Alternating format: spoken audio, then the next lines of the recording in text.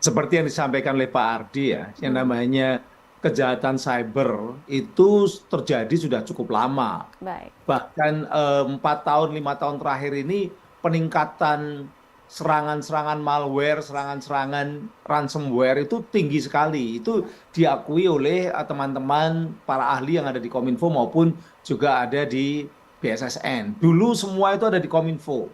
Dulu ada namanya ID Sirti yang memang dia menjaga ketika ada serangan-serangan dari luar negeri ataupun dari dalam negeri yang membahayakan itu ID Sirti. Nah, sejak tahun 2017 ID Sirti dipindahkan ke BSSN. Nah, ini semua adalah bagian dari mengantisipasi itu. Sebenarnya Indonesia ini cukup ini ya, cukup memiliki pemahaman bahwa dunia digital ini memang boleh dikatakan sangat rentan terhadap disalahgunakannya teknologi. Undang-Undang ITE itu kan memiliki dua jenis larangan pidananya. Satu adalah melarang mereka-mereka yang melakukan kejahatan terhadap teknologi. Jadi udah tahun 2008 teman-teman itu udah mengantisipasi akan banyak sekali kejahatan-kejahatan terhadap teknologi, bukan kejahatan menggunakan teknologi tapi terhadap teknologi, yaitu ya seperti hacking atau melakukan hack, phishing dan sebagainya ya, Baik. yang merusak data, menyerang sistem elektronik dan sebagainya. Itu dilarang. Kita belajar dari Budapest Convention on Cybercrime. Yang kedua adalah perbuatan-perbuatan kejahatan menggunakan teknologi. Perbuatannya udah lama, kejahatannya udah lama, penipuan itu kan udah lama, tapi sekarang pakai teknologi gitu loh. Apa penyebaran kebencian itu sudah lama, udah ada, fitnah sudah ada, tapi sekarang pakai teknologi. Itu yang kemudian diatur. Tapi memang problema terbesar dari bangsa kita adalah tidak melihat bahwa persoalan teknologi digital yang ditangani oleh Kominfo itu sebagai persoalan strategis. Saya melihat menteri-menteri yang dipilih di Kominfo itu bukan orang-orang yang seperti Pak Ardi yang memiliki visi ke depan, yang paham tentang persoalan teknologi, tapi justru orang-orang dari aspek politik. Jadi hanya karena balas jasa politik, karena koalisi dan sebagainya.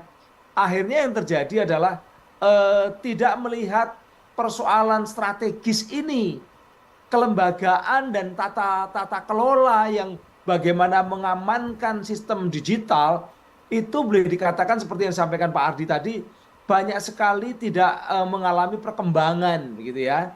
Tidak mengalami perkembangan, bahkan mengalami kemunduran atau mengalami persoalan yang bermasalah. Saya selalu mengingatkan, Kominfo itu, pemerintah itu menurut Undang-Undang ITE maupun perlindungan data pribadi itu adalah pengawas. Dia mengawasi, meregulasi, dan mengontrol supaya sistem elektronik itu aman, supaya sistem elektronik itu handal dan bisa berfungsi sebagaimana mestinya. Nah sekarang karena menterinya atau mungkin juga pejabatnya yang waktu itu ya Ya. melihat bahwa ini harus disatukan nih, mereka malah menjadi operator data, mengoperasikan server, mengoperasikan pusat data.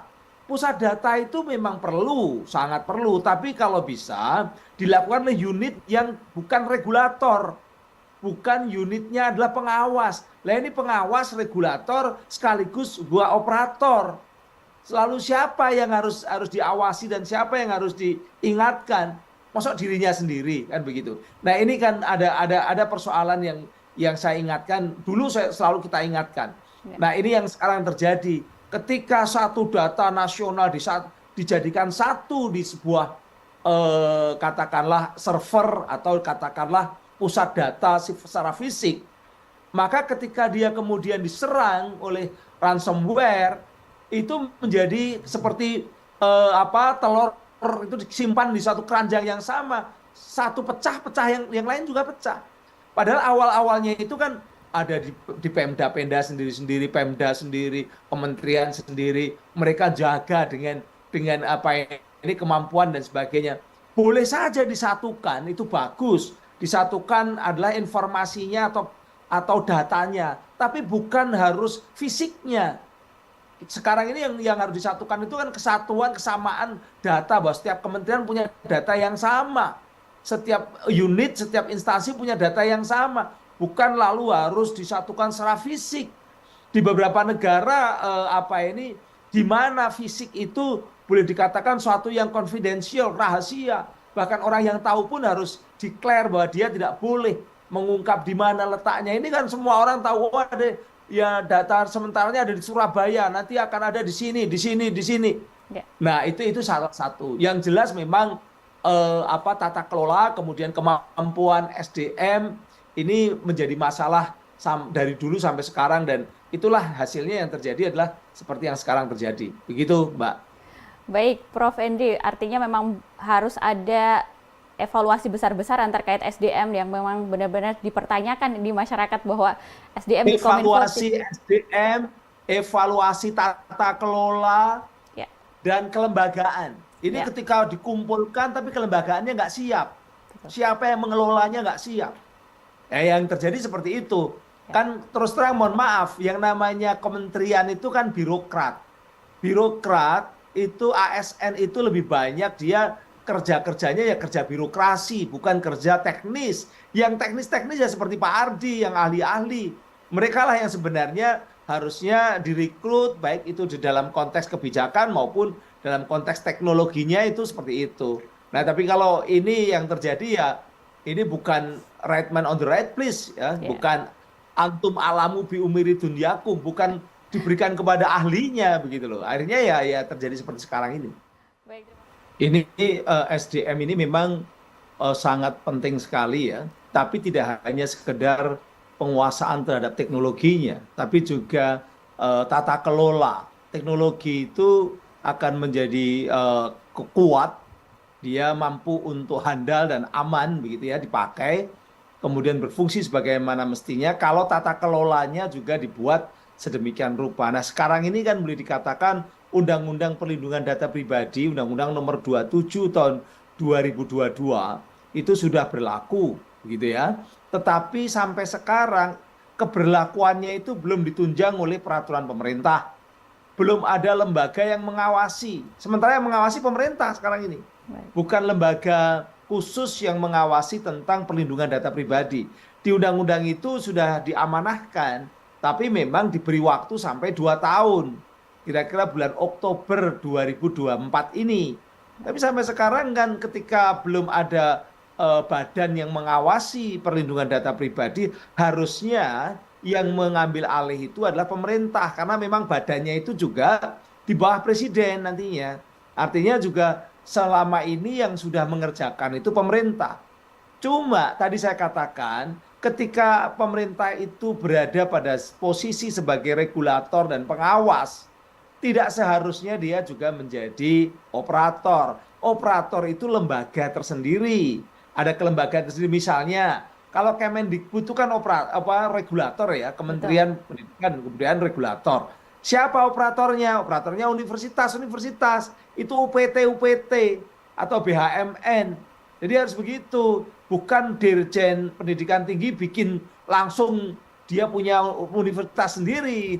Itu ini yang terjadi, seperti yang sekarang terjadi kan seperti itu. Karena apa? Tata kelolanya tidak diselesaikan secara matang, siap, tapi bangunan-bangunan atau proyek fisiknya, proyek-proyeknya yang sudah dilaksanakan, pusat data nasionalnya udah ada, tata kelolanya belum siap, manusianya belum siap, aturan gimana ini harus di backup datanya itu masih ada simpang siur. Ada yang mengatakan loh, yang membackup cukup Kominfo, tapi ada yang loh, kami itu sudah minta backup tapi belum ternyata tidak di backup sama Kominfo, kan begitu. Ya. Padahal kan dunia teknologi digital itu tentang backup itu sudah berkembang pesat.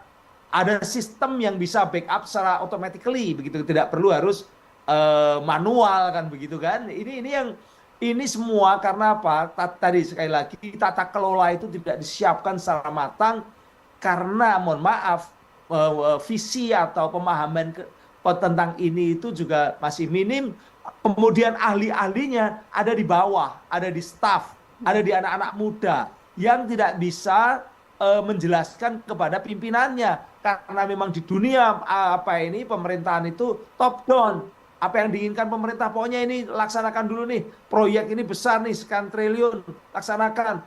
Nah, akhirnya yang terjadi seperti sekarang, meledak seperti sekarang. Ini adalah momentum untuk memperbaiki diri. Saya setuju itu.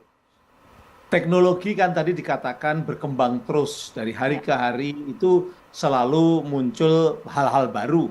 Dan teknologi itu adalah penentu kehidupan. Artinya dia merubah banyak hal dalam kehidupan. Dia technological determinism, istilahnya begitu, mendetermine kehidupan. Kita ini banyak berubah gara-gara teknologi, termasuk apa yang menjadi ancaman juga karena perubahan teknologi.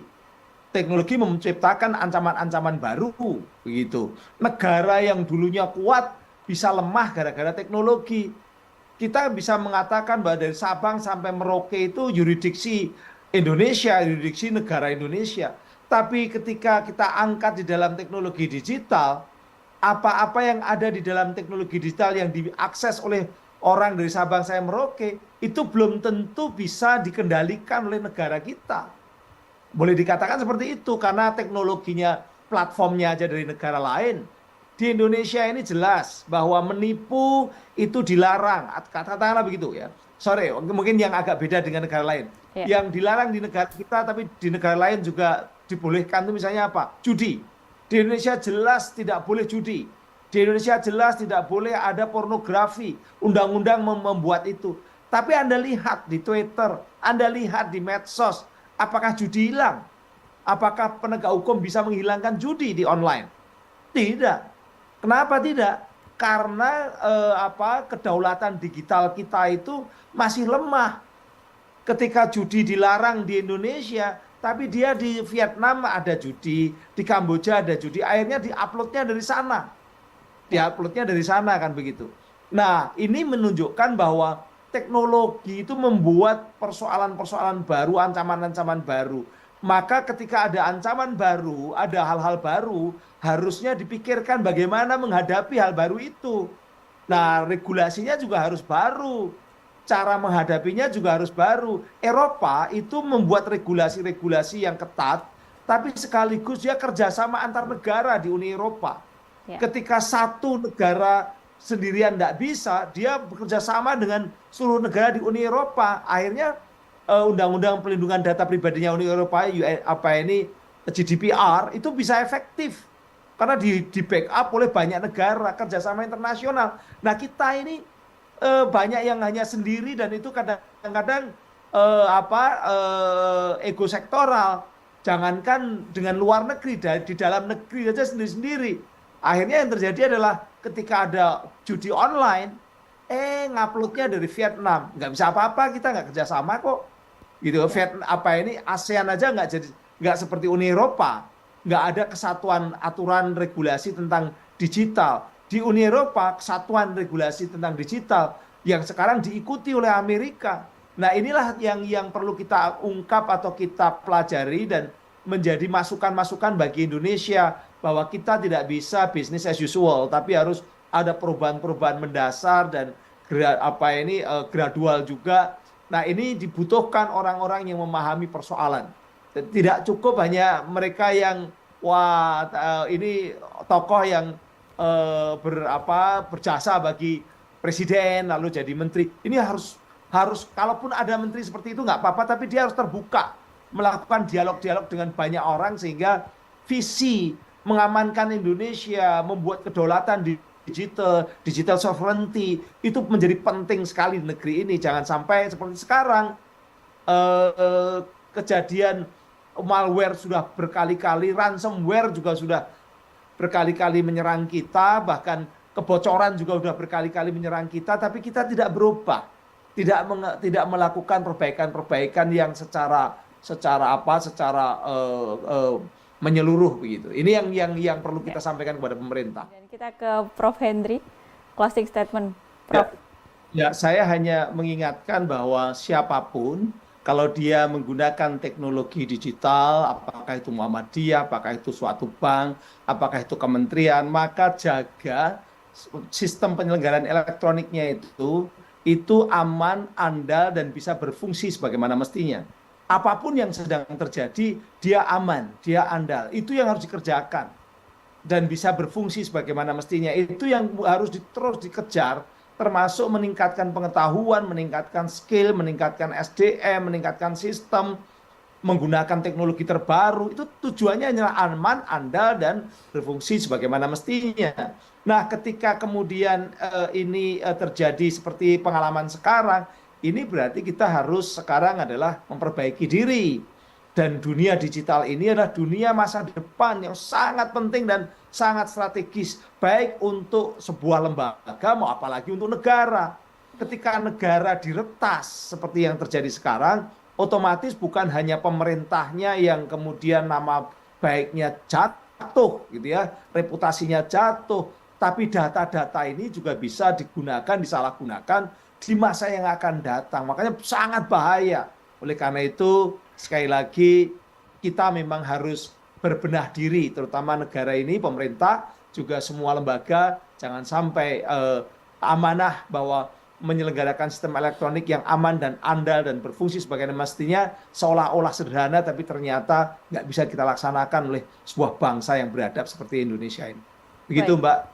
luar biasa sekali. Terima kasih Prof. Henry.